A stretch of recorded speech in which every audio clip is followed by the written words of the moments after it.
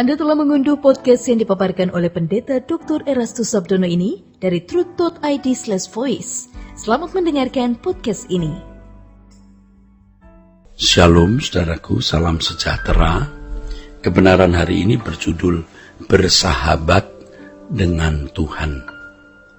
Salah satu hal yang mengikat kehidupan manusia zaman sekarang adalah perasaan terlindungi dan bahagia oleh topangan materi, kekayaan dunia, dan keadaan hidup yang sejahtera.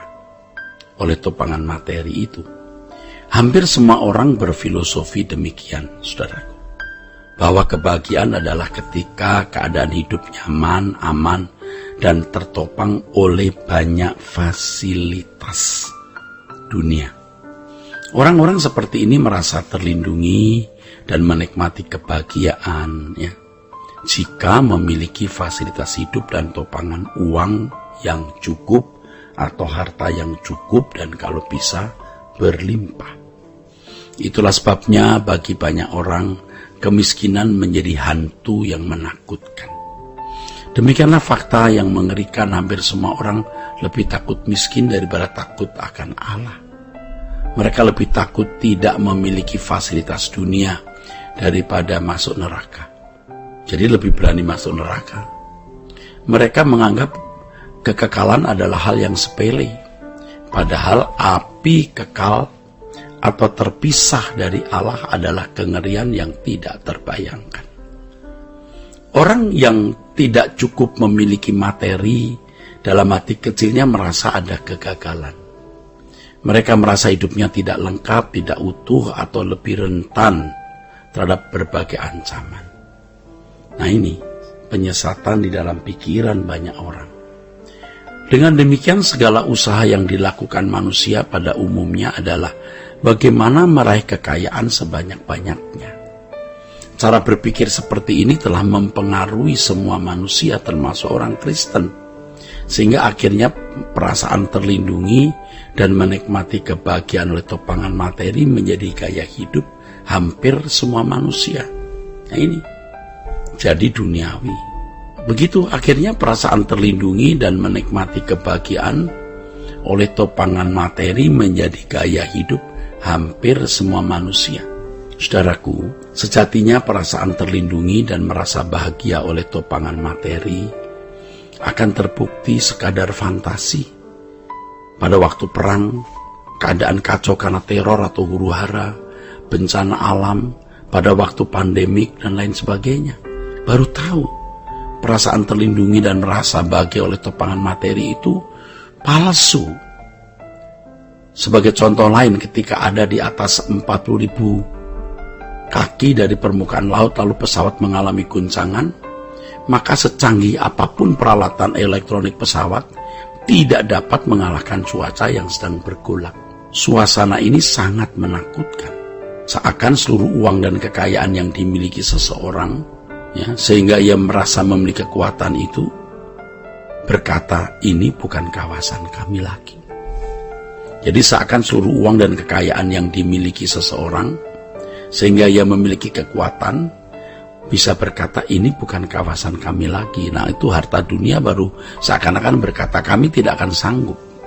Baru pada waktu seperti itu orang menyadari bahwa kekuatan materi itu terbatas. Juga pada waktu dokter menyatakan bahwa tidak ada lagi obat atau peralatan medis apapun yang dapat menyembuhkan suatu penyakit, barulah ia menyadari betapa tidak berdayanya manusia.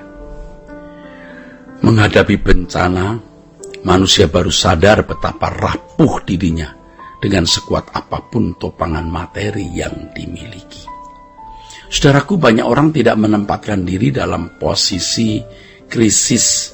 Pada suatu saat mereka pasti ada di pembaringan terakhir.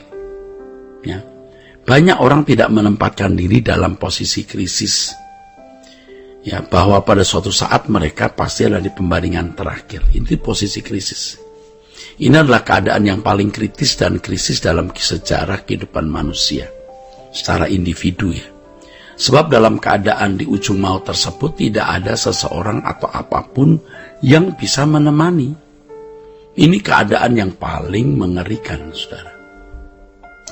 Yaitu ketika seseorang ada di akhir sejarah hidupnya. Nah, terkait dengan hal ini, Tuhan Yesus berkata, "Dan aku berkata kepadamu, ikatlah persahabatan dengan mempergunakan mamon yang tidak jujur, supaya jika mamon itu tidak dapat menolong lagi, kamu diterima di dalam kemah abadi." Jadi kalau ada orang yang merasa bahagia dan terlindungi oleh topangan materi, artinya ia bersahabat dengan dunia.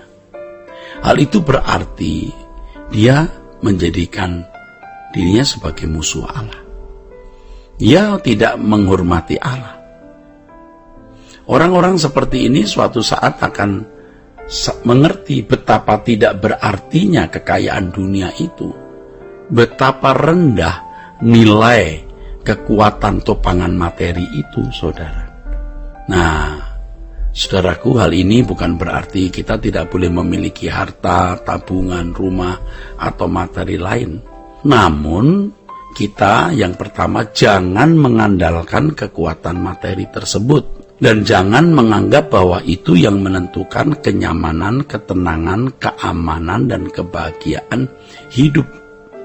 Ikatlah persahabatan dengan Tuhan dengan mempergunakan mamon. Artinya kalau kita mencari harta, kita menabung, kita punya rumah, ini berarti kita mau menggunakan semua itu untuk kemuliaan Allah, bukan bersahabat dengan dunia mempergunakan Tuhan. Terbalik, bersahabat dengan dunia menggunakan Tuhan salah. Bersahabat dengan Tuhan tapi menggunakan dunia, itu yang benar. Jangan bersahabat dengan dunia menggunakan Tuhan. Tuhan jadi alat. Kita harus bersahabat dengan Tuhan menggunakan dunia, itu yang benar. Bersahabat dengan Tuhan adalah keadaan ketika kita memandang tidak ada persoalan apapun kecuali berkenan kepada Allah. Tidak boleh ada masalah yang lebih besar dari masalah berkenan di hadapan Allah. Sebab jika kita menganggap ada masalah besar, tentu kita mutlak mengusahakan jalan keluarnya.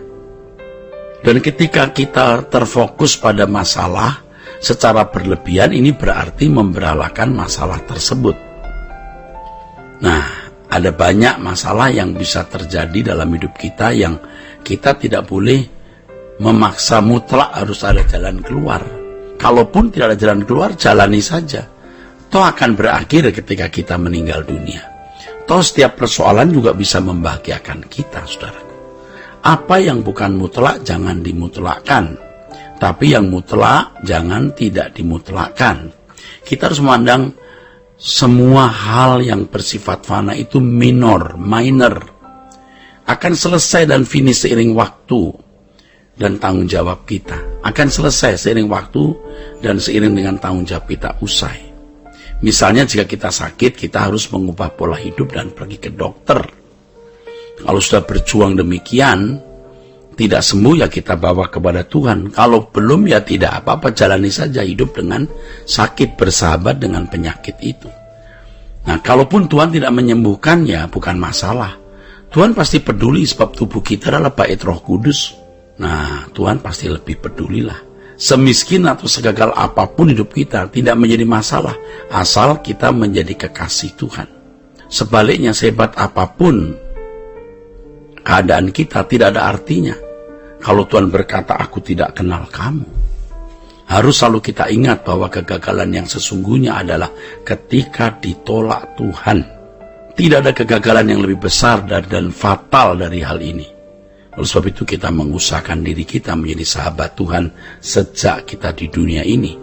Bukan menunggu situasi sudah kritis dan tidak ada harapan. Itu berarti tidak ada kesempatan lagi, saudara. Ya, kiranya kebenaran ini memberkati kita sekalian. Sola Gracia. Untuk berlangganan renungan harian dalam bentuk cetak, silakan hubungi Truth Literatur di nomor telepon 0878 7870 7000.